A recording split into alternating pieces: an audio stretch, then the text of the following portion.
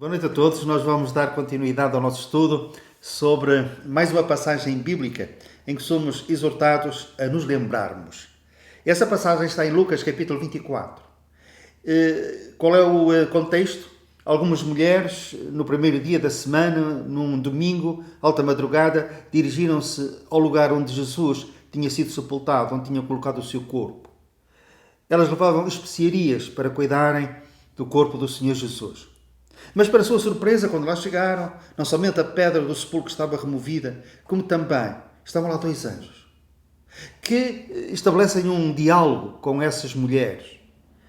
E esse diálogo começou fazendo-lhes uma pergunta. Porquê é que vós buscais entre os mortos aquele que está vivo?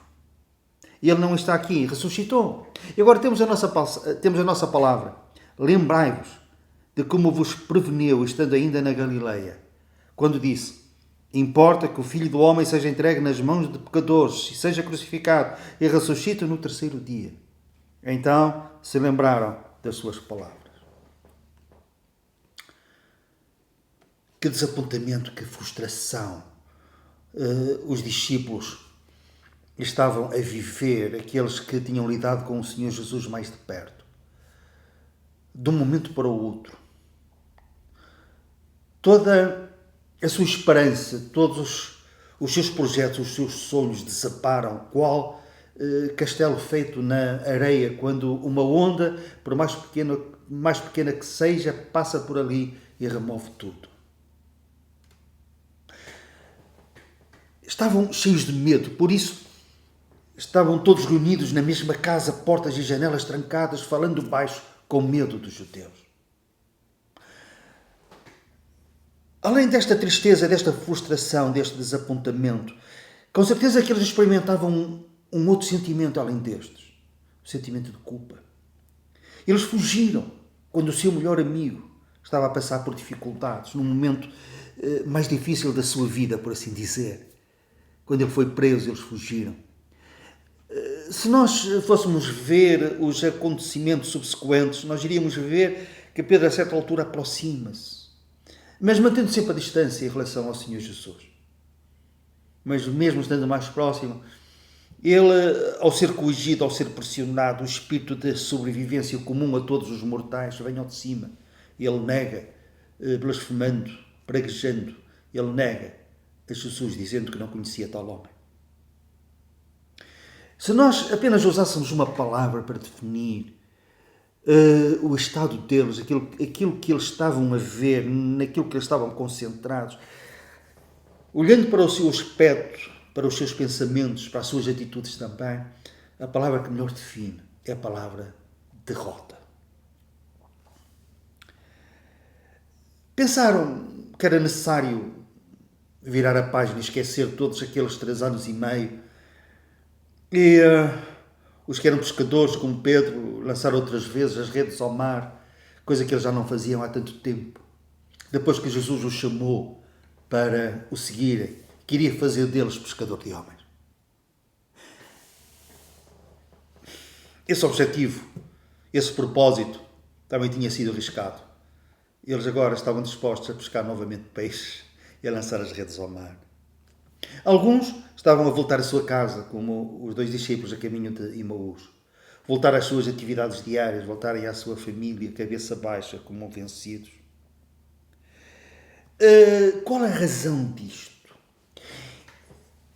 Esta crise podia ter sido evitada, sim, porque eles foram prevenidos em relação à morte e à ressurreição de Jesus, que deveria de se seguir à sua morte. Lembrai-vos, disseram os anjos, como vos preveniu, estando ainda na Galileia. E quando Jesus os preveniu, eles não deram ouvidos, não prestaram atenção. Estavam preocupados com outras coisas. Em ver qual dos dois seria o maior. E mesmo quando Jesus os confronta novamente, prevenindo-os de que isto iria acontecer, Pedro chamou à parte e repreendeu, dizendo: Senhor, isso não vai acontecer. E teve aquela repreensão, sim, esta sim, uma repreensão séria da parte do Senhor, dizendo: arreda-te a mim, Satanás, que me serves de escândalo. Toda esta dor, todo este esvaziamento da esperança teria sido evitado, como disse, tão somente eles se lembrassem que havia um propósito maior, o propósito maior de todos. E a necessidade maior de todas precisava ser colmatada. A maior necessidade era tratar. Jesus veio para tratar o problema, a doença do pecado, que tinha passado a todos os homens e cujo salário era a morte, não somente física, mas também a condenação eterna. Por isso é que os anjos disseram: importa, lembrai-vos daquilo que ele disse. Ele disse: importa que o Filho do Homem seja entregue nas mãos de pecadores e seja crucificado. O Senhor não disse somente que seria morto, ele fala acerca do modo como seria morto, através da crucificação. Mas Jesus continua e diz: mas eu ressuscitarei ao terceiro dia. Preveniu antes das coisas terem acontecido, como também nos previne a nós, tantas vezes, por meio da sua palavra, para não cometermos os pecados que outros cometeram, apesar de também eles próprios terem sido prevenidos acerca dessa possibilidade. Um dos exemplos mais flagrantes é quando a nação de Israel quer ter um rei como as outras nações. E o Senhor, por meio do profeta Samuel, preveniu-os. Preveniu-os daquilo que o rei que eles queriam ter, aquilo que ele iria fazer, as suas exigências. Ele iria usar, disse Samuel, esse rei vai usar os vossos filhos para preparar os carros do rei, para serem seus cavaleiros. Ele vai usá-los para lavrarem as terras dele, melhor direi. Para semearem, para plantarem e para colherem. Mas o fruto desse trabalho irá para a corte do rei, não vai para os vossos celeiros. Ele vai usar as vossas filhas como cozinheiras e como padeiras, os vossos criados para trabalharem no gado dele. Mas mesmo assim eles disseram: mas nós queremos para nós um rei. E nós sabemos como os reis de Israel, tantos deles, escravizaram o povo. Acho que é a palavra que nós até podemos usar, podemos suavizar dizendo: oprimiram o povo com pesados impostos, com exigências terríveis, mas foram prevenidos. Os discípulos focaram-se e ficaram petrificados, não olhando para mais nada a não ser para a morte do Senhor Jesus. Esqueceram-se de que a morte seria vencida pelo próprio Senhor e que ao terceiro dia ressuscitaria, como lhes tinha dito. Eles não se lembraram daquilo que lhes daria esperança. Jesus iria vencer a morte.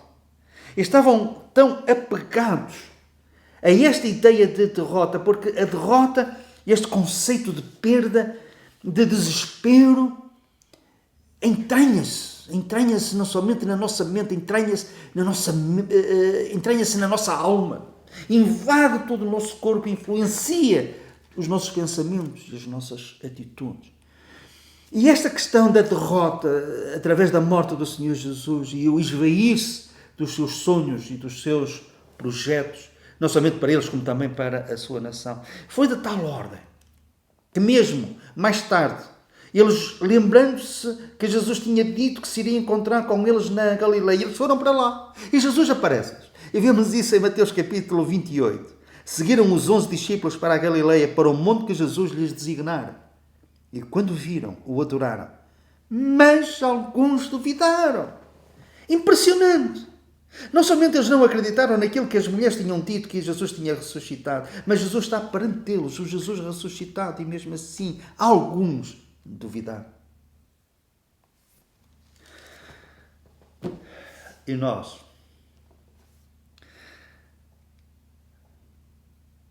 Quando as circunstâncias nos são adversas, quando os sonhos se transformam em pesadelos, quando vem um dia mau, nós lembramos das promessas de Deus, lembramos dos versículos que nós sabemos de cor há tantos anos, lembramos-nos do Senhor. Nós olhamos para os montes das dificuldades e nós interrogamos dizendo: mas de onde nos virá o socorro? E ficamos por aqui. E olhamos para nós próprios e pensamos: eu não posso ajudar a mim mesmo. Olhamos à nossa volta e também não vemos ajudadores.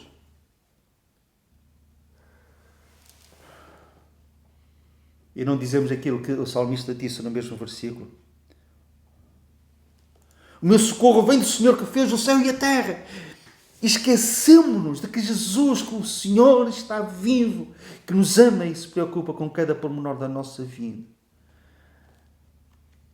E se nós podemos dizer que o Senhor está sempre perto, podemos dizer ainda que estará mais perto quanto maior for a dificuldade. Ele é sempre confiável. E os problemas grandes ou problemas pequenos, para ele, isso é indiferente. Apenas existem situações em que ele é, pode ser e quer ser o nosso único ajudador. Se não olharmos para o Senhor, virá o desapontamento também, virá a frustração, virá o sentimento de perda e a derrota. Se calhar Timóteo estava a passar por alguma dificuldade pessoal, alguma dificuldade no seu ministério. E o apóstolo Paulo escreve-lhe uma carta. E numa dessas cartas, escreve-lhe 2 cartas, numa dessas cartas, ele dá-lhe vários conselhos, ele exorta. Mas há um que eu quero sublinhar e fazer sobressair. Se calhar era o argumento mais forte, era a exortação mais válida. Qual? A saber, lembra-te de que Jesus Cristo ressuscitou dentre os mortos. Lembremos-nos que aquele que se deixou crucificar por amor de nós há cerca de 2000 anos, ao terceiro dia ressuscitou e está vivo. E temos lugar para a esperança. E os planos e os propósitos de Deus para a nossa vida vão se concretizar em Cristo Jesus ressuscitado. Amém.